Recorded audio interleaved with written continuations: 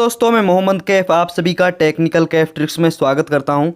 दोस्तों जो B pharmacy का सीट अलॉटमेंट रिजल्ट है फर्स्ट काउंसलिंग के लिए वो आ चुका है।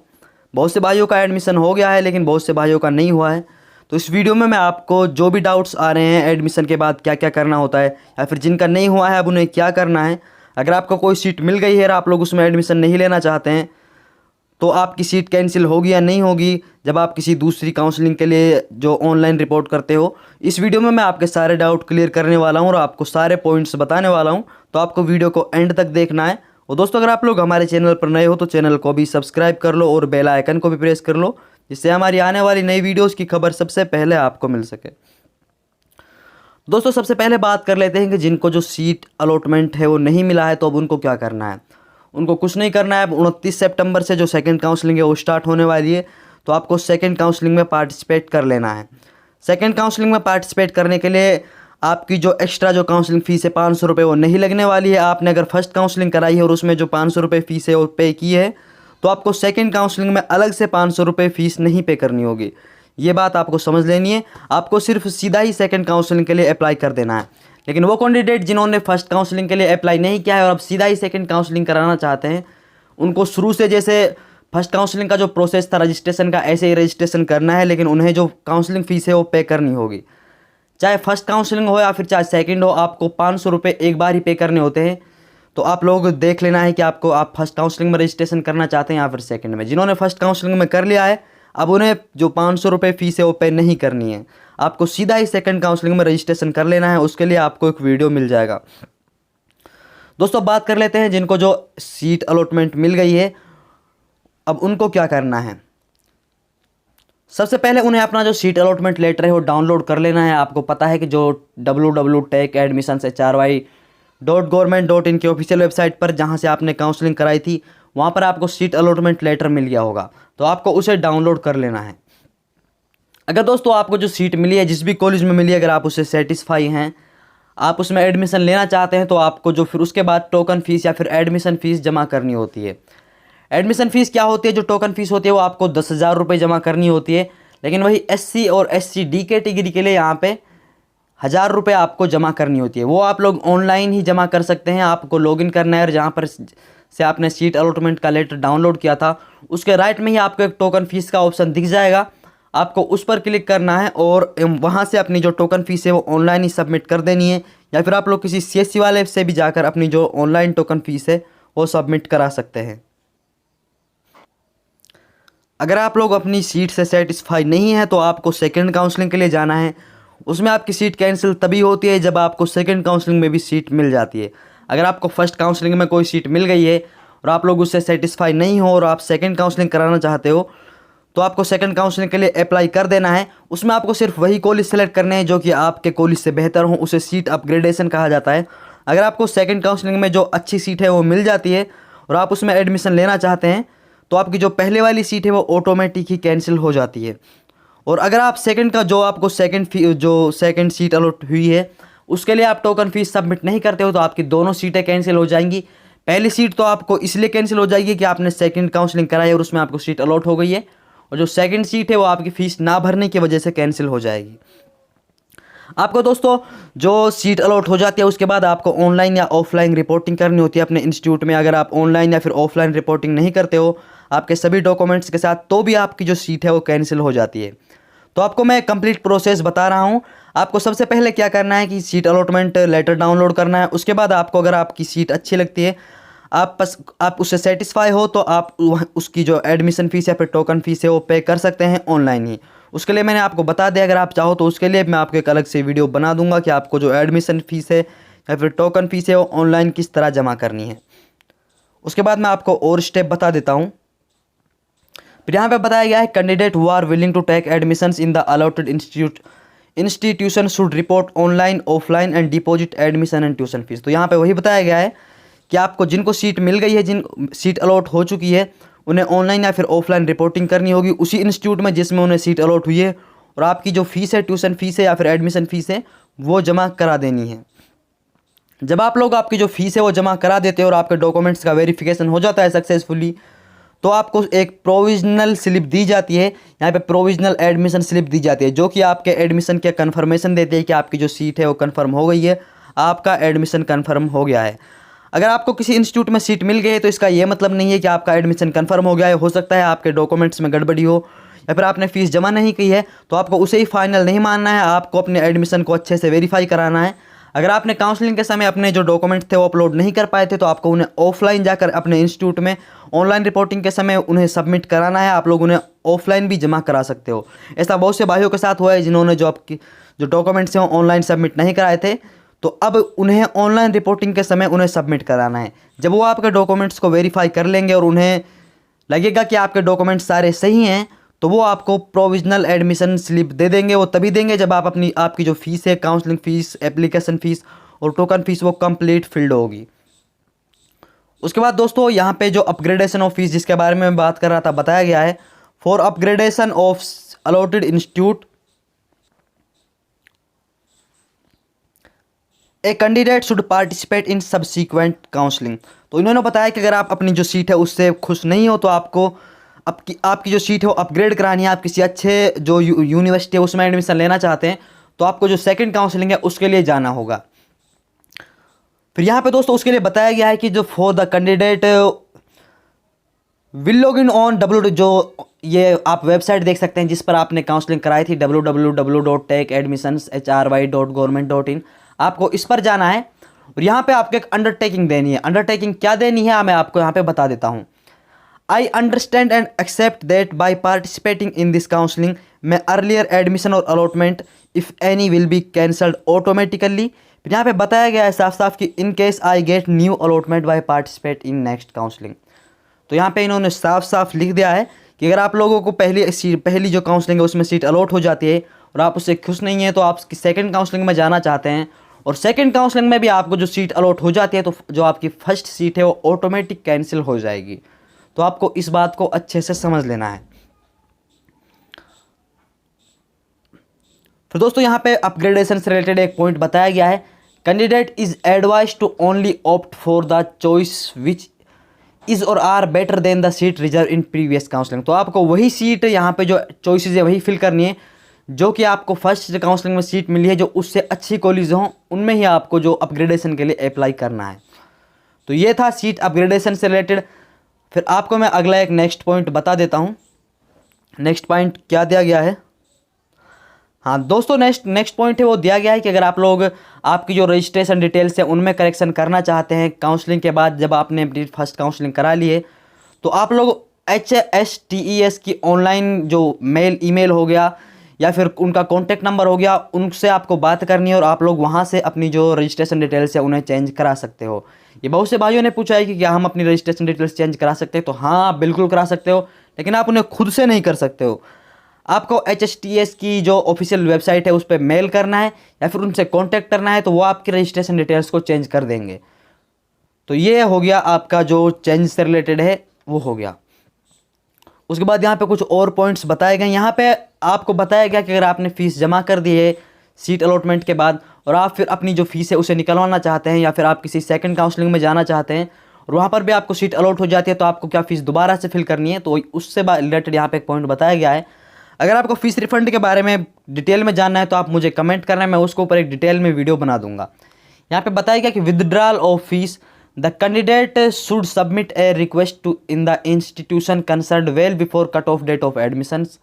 After withdrawal the seat shall be cancelled and shall be allotted to next eligible candidate in queue. तो दोस्तों यहाँ पे जो आप फीस विदड्रॉल कराते हैं, अपनी जो फीस रिफंड कराते हैं, उसकी जो लास्ट डेट है वो 15 अक्टूबर बताई गई है, या फिर जब तक ये जो कॉलेज हो उनमें कट ऑफ चल रही है तब तक आप आपकी फ़ीस है जो विदड्रॉल करा सकते हैं। और यहाँ पे बताया गया कि अगर एक बार आप अपनी जो फ़ीस है वो विदड्रॉल करा लेते हैं तो आपकी जो सीट अलॉट हुई है वो ऑटोमेटिक कैंसिल हो जाएगी।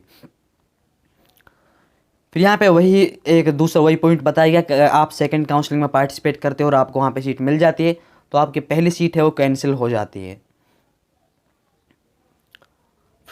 फिर दोस्तों उसके बाद यहाँ पे बताया गया है कि if a candidate upgrade to a new institute in subsequent online counselling then the candidate need not to deposit online fees again. तो यहाँ पे बताया गया है कि अगर आपने जो पहले काउंसलिंग फ़ीस एडमिशन फ़ीस जमा कर दी है पहली काउंसलिंग में, जो आपको पहली काउंसलिंग में सीट मिली थी उसी में आपने जो एडमिशन फ़ीस है वो जमा कर दी है। और अगर अब आप चाहते हो कि आप सेकंड काउंसलिंग में आपको अच्छा कॉलेज मिल सकता था तो और आपको अच्छा कॉलेज मिल जाता है तो आपको जो एडमिशन फ़ीस है उस कॉलेज के लिए आपको दोबारा से पे नहीं करनी है। यहाँ पे आपको साफ साफ बताया गया है कि candidate need not to deposit online fees again for the new allotted seat. यहाँ पे आपको दिखाया गया है also candidate will confirm his acceptance of seat at the newly allotted institute if not accepted then both the seat stand cancelled. अगर आपको second counselling में seat मिल जाती है और आपने फर्स्ट में जो फीस है वो पे कर दी है तो सेकंड के लिए आपको फ़ीस नहीं पे करनी है। अगर आपको सेकंड काउंसलिंग में भी सीट मिल जाती है और आप उससे भी खुश नहीं हैं, उसमें आप अगर फ़ीस जमा नहीं करते हैं तो आपकी जो दोनों सीट्स हैं वो कैंसिल हो जाएंगी। तो दोस्तों ये इसके कुछ रूल्स हैं, आपको मैंने बिल्कुल डिटेल में बता दिया है। अब मैं आपको कुछ और रूल्स बता देता हूँ। यहाँ पे वही जो रूल्स हैं वो रिपीट कर रखे हैं। यहाँ पे फिर बताया गया है हाईलाइट करके कि previously allotted seat got cancelled due to new allotment of seat in subsequent counselling and newly allotted seat got cancelled due to non reporting. दोस्तों मैंने आपको बताया कि अगर आपको सीट मिल जाती है तो आपको ऑनलाइन रिपोर्टिंग करना होता है, ऑनलाइन या फिर ऑफलाइन। ऑनलाइन उन्हें करना है जिन्होंने काउंसलिंग के समय आप अपने जो सारे डॉक्यूमेंट्स थे वो अपलोड कर दिए थे, तो उनको ऑनलाइन रिपोर्ट होना पड़ेगा। अगर वो भी चाहें तो ऑफलाइन भी रिपोर्ट हो सकते हैं अपने इंस्टीट्यूट में जाके। और फीस की बात करें तो फीस आप ऑनलाइन भी जमा करा सकते हो और ऑफलाइन भी जमा करा सकते हो। अगर आपको सीट मिल जाती है और आप फीस भी जमा करा देते हो लेकिन आप ऑनलाइन रिपोर्टिंग नहीं करते हो, आपके डॉक्यूमेंट का वेरिफिकेशन नहीं होता है, तो भी आपकी जो सीट है वो कैंसिल कर दी जाएगी। तो इन जो ये बारीक बारीक बातें इनको आपको ध्यान में रखना है, कभी आपकी जो सीट है वो कैंसिल ना हो जाए।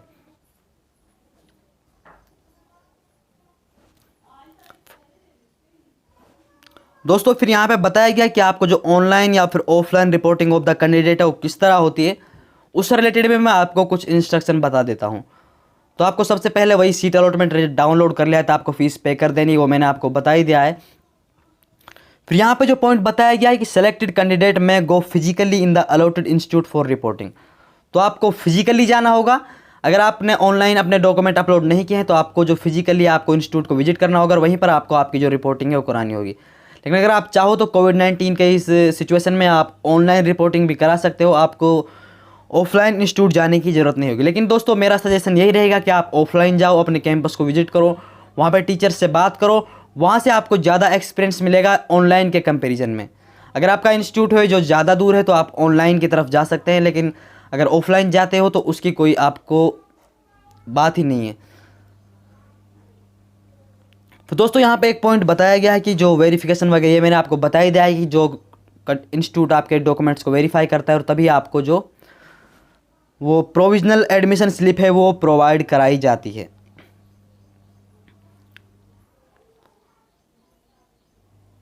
दोस्तों अब यहाँ पे एक पॉइंट ये आता है कि डेफिशिएंसी मैसेज। अगर दोस्तों आपने जो आपके डॉक्यूमेंट से कुछ अपलोड कर दिए हैं लेकिन कुछ को आप अपलोड नहीं कर पाए, तो जो इंस्टीट्यूट है वो जब आपके डॉक्यूमेंट्स को वेरीफाई करेगा तो आपके पास एक डेफिशिएंसी मैसेज आ जाएगा कि आपके जो ये डॉक्यूमेंट्स है वो कंप्लीट नहीं है, और फिर आपको उन्हें ऑफलाइन या फिर ऑनलाइन ही सबमिट कर देना है। जब तक कि आपकी काउंसलिंग चलती है, जो काउंसलिंग फ़ीस की लास्ट डेट है सेकंड काउंसलिंग तक, तब तक आप उन्हें जमा करा सकते हो कॉलेज में जाकर भी और आप ऑनलाइन भी। इतने तक आप उनको कंप्लीट नहीं कराते हो तब तक आपको जो एडमिशन स्लिप है वो नहीं दी जाएगी। एडमिशन स्लिप आपको तभी मिलेगी जब आपके सारे डॉक्यूमेंट्स कंप्लीट होंगे और आपकी फ़ीस भी सबमिट हो जाएगी। तो दोस्तों ये यहाँ पे जो अगर आपसे ऐसी कुछ गलती हो गई है कि आपने इनकम सर्टिफिकेट की जगह हरियाणा रेजिडेंस अपलोड कर दिया है या फिर हरियाणा की जगह कैटेगरी अपलोड कर दिया है, तो उससे आपको चिंता नहीं करनी है। इंस्टीट्यूट ऐसे जो छोटी छोटी गलतियाँ हैं उनको खुद ही करेक्ट कर देगा। तो दोस्तों इन पॉइंट्स को आपको ध्यान में रख लेना है। यहाँ पे फिर से वही बताया गया है कि if candidate upgrade to a new institute in subsequent online counselling then candidate need not to deposit online fees again for the new allotted seat. तो ये पॉइंट मैंने आपको पहले ही बता दिया है, आपको इसे भी अच्छे से समझ लेना है। उसके बाद दोस्तों बात कर लेते हैं कि आपको जो डॉक्यूमेंट्स हैं वो आपके क्या क्या रहने वाले हैं जो आपको इंस्टीट्यूट में जाकर जमा कराने हैं। सबसे पहले यहाँ पे आपके पास हरियाणा रेजिडेंस होना चाहिए। हरियाणा रेजिडेंस उनको ही लगाना है जिन कैंडिडेट ने अपनी जो 10th या फिर 12th है वो हरियाणा से नहीं की है, लेकिन फिर भी आपको अपने साथ हरियाणा रेजिडेंस ले जाना है, पता नहीं कब ज़रूरत पड़ जाए। उसके बाद आपको कैटेगरी सर्टिफिकेट लगाना है। यहाँ पे सभी कैटेगरी के सर्टिफिकेट दिए गए हैं। जिस भी कैटेगरी से आपने एप्लीकेशन फॉर्म अप्लाई किया है यहाँ पे आपको वो सर्टिफिकेट लगाना है। उसके बाद यहाँ पे आपको एनुअल पेरेंटल जो इनकम है, आपकी इनकम सर्टिफिकेट है, वो लगाना है। इनकम सर्टिफिकेट आपको सिर्फ इन कैटेगरीज के लिए ही लगाना है, TFW, BCA and BCB category, और जो रेस्ट कैटेगरीज हैं उनके लिए आपको यहाँ पे नहीं लगाना है। दोस्तों यहाँ पे जो EWS कैटेगरी के लिए यहाँ पे इनकम का जो फॉर्मेट बताया गया है, income and asset certificate as per annexure 8, तो इसी PDF में आपको नीचे अनेक्स्चर 8 मिल जाएगा, आपको वहाँ से उसे प्रिंट करा लेना है। अगर आप इस PDF को कंप्लीट डाउनलोड करना चाहते हो तो इस वीडियो के नीचे आपको टेलीग्राम चैनल का लिंक मिल जाएगा, वहाँ पर मैंने इसे अपलोड कर रखा है। वहाँ से आप लोगों को एक प्रोस्पेक्टस से जो डाउनलोड कर लेना है और यहाँ से अपना जो अनेक्स्चर 8 है वो वहाँ से डाउनलोड कर प्रिंट करा लेना है। यह आपको जब आप ऑनलाइन रिपोर्टिंग कराने जाओगे तो सबमिट कराना होगा। तो दोस्तों यहाँ पे बताया गया है list of documents to be produced by the candidate at the time of physical या online reporting at the institute. तो यहाँ पे सारे डॉक्यूमेंट्स बताए गए हैं, मैं आपको डिटेल में बता देता हूँ। सबसे पहले यहाँ पे आपको जो क्वालिफाइंग एग्जामिनेशन यानी 12th की जो आपके मार्कशीट है वो ले जानी है, 10th की ले जानी है। यहाँ पे जो आपका रैंक कार्ड है, जो रैंक कार्ड डाउनलोड किया तो वो आपको संभाल के रखना है और उसे प्रिंट करा लेना है, वो भी ले जाना है। यहाँ पे करेक्टर सर्टिफिकेट, जो आपको करेक्टर सर्टिफिकेट स्कूल से मिलता है वो यहाँ पे ले जाना है। अगर आपके पास करेक्टर सर्टिफिकेट नहीं है या फिर आपको 2-3 साल हो गए 12th करे, तो आपको किसी भी CSC से फॉर्मेट लेना है, करेक्टर सर्टिफिकेट का मिल जाएगा और उस पर आपको फर्स्ट क्लास मजिस्ट्रेट या फिर सरपंच वगैरह के साइन करा लेने हैं, तो वो भी आपका इसमें चल जाएगा। उसके बाद यहाँ पे आपको रेजिडेंस सर्टिफिकेट ले जाना है। मैंने आपको बता दिया है रेजिडेंस किसको ले जाना है, जिन्होंने अपने 10th या 12th हरियाणा से नहीं की है। अगर आप एम्प्लॉय हो, कहीं काम करते हो, तो आपको एम्प्लॉयर सर्टिफिकेट यहाँ पे ले जाना है। उसके बाद आपको जो शेड्यूल कास्ट सर्टिफिकेट है वो ले जाना है। मैंने आपको बता दिया है कि शेड्यूल कास्ट सर्टिफिकेट जो भी आपका कैटेगरी सर्टिफिकेट है वो ले जाना है। वहीं ये डेप्यूड शेड्यूल कास्ट भी आपको ले जाना है अगर आप इस कैटेगरी से आते हो। फिर यहाँ पे आपको बैकवर्ड क्लास सर्टिफिकेट ले जाना है, यानी जो आपके कैटेगरी सर्टिफिकेट चाहे वो कोई भी वो ले जाना है। अगर आप फिजिकल हैंडीकैप कोटे से आपने अप्लाई किया है तो आपको वो सर्टिफिकेट भी ले जाना है। अगर आप फ्रीडम फाइटर के बच्चे हो तो आपको उनका सर्टिफिकेट भी यहाँ पे ले जाना है, जो कि अनेक्स्चर यहाँ पे 7 दिया गया है दोस्तों। उसके बाद यहाँ पे जो सर्टिफिकेट फॉर मेडिकल फिटनेस, आपको आपका जो मेडिकल फिटनेस है वो करा लेना है। कोरोना के टाइम में जो मेडिकल फिटनेस है वो मैंडेटरी कर दिया गया है। अगर आपको medical certificate medical fitness hospital से नहीं मिलता है तो आपको अनेक्स्चर 10 डाउनलोड कर लेना है और उसे हॉस्पिटल से यहाँ पे भरा लेना है आपने टेस्ट कराने के बाद। ये अनेक्स्चर 10 है, अनेक्स्चर 9 है, जितने भी अनेक्स्चर हैं इसी PDF में मौजूद है नीचे, वो मैं आपको दिखा भी दूंगा और इन्हें आप लोग टेलीग्राम चैनल से डाउनलोड कर सकते हो अगर आपको साइट से डाउनलोड करने में कोई भी प्रॉब्लम आ रही है तो। फिर यहाँ पे आपको एंटी रैगिंग लगाना होता है, ये सभी आपको लगाने ही होते हैं और लगाने ही पड़ते हैं। उसके बाद आपको एंटी रैगिंग बाय पेरेंट्स ये भी यहाँ पे लगाना होता है, ये सभी आपको इसी PDF में मिल जाएंगे। इनकम और एसेट सर्टिफिकेट जो मैंने आपको बता दिया है EWS के लिए लगाना है। फिर यहाँ पे आपको आधार नंबर भी लगाना होता है, आपको आपका आधार कार्ड की जो कॉपी है यहाँ पे वो भी लगा देनी है। फिर यहाँ पे दोस्तों बताया गया कि जो आपके ओरिजिनल सर्टिफिकेट हैं जिन्हें आप जमा कराते हो उन्हें इंस्टीट्यूट कभी भी नहीं रखता है। आपको ओरिजिनल जो सर्टिफिकेट हैं वेरिफिकेशन के बाद आपको लौटा दिए जाते हैं। अगर कोई इंस्टीट्यूट ऐसा करता है तो आप बेझिझक उनसे अपने जो डॉक्यूमेंट्स हैं उन्हें मांग सकते हो। उन्हें डॉक्यूमेंट्स रखने का कोई हक नहीं है, उन्हें वो वेरिफिकेशन करने के बाद उनकी कॉपी रख सकते हैं लेकिन ओरिजिनल डॉक्यूमेंट्स वो नहीं रख सकते हैं। तो दोस्तों मैंने आपको जो ऑनलाइन रिपोर्टिंग की जो सारी काउंसलिंग प्रोसेस है वो भी बता दी है और फीस डिपोजिशन स्टेटस भी बता दिया है। तो आपको इस वीडियो को कंप्लीट देख लेना है और फिर भी आपको कोई डाउट आता है तो आपको कमेंट करना है, मैं आपके सारे डाउट्स क्लियर करने की पूरी कोशिश करूंगा। और फीस डिपॉजिट आपको किस तरह करनी है वो भी आपको मैं बता दूंगा। आपको लॉगिन करना है, जहां से भी आपने जो सीट अलॉटमेंट लेटर डाउनलोड किया है वहीं पे आपको एक फीस डिपोजिशन का ऑप्शन मिल जाता है, आपको वहां से इन्हें डाउनलोड कर लेना है। अब मैं आपको अनेक्स्चर दिखा देता हूं जिनके बारे में मैं बात कर रहा था। यहाँ पे इसी PDF में सारे अनेक्स्चर दिए गए हैं, आप लोग देख सकते हैं। यहाँ पे अनेक्स्चर 3 है, अनेक्स्चर 5 है हरियाणा गवर्नमेंट। तो इसी तरह यहाँ से आप लोग जिस भी अनेक्स्चर को डाउनलोड करना चाहते हो, जो भी बताया गया है लिस्ट में, जो भी मैंने यहाँ पे दिखाए हैं उन्हें नोट कर लेना है और आपको इस PDF से उन्हें प्रिंट करा लेना है और आपको ऑनलाइन रिपोर्टिंग के समय उन्हें अपने साथ ले जाना है। तो थैंक यू दोस्तों, इस वीडियो में इतना ही। अगर वीडियो अच्छा लगा हो तो वीडियो को लाइक ज़रूर करना और दोस्तों अगर आप लोग हमारे चैनल पर नए हो तो चैनल को सब्सक्राइब करना मत भूलना। थैंक यू दोस्तों।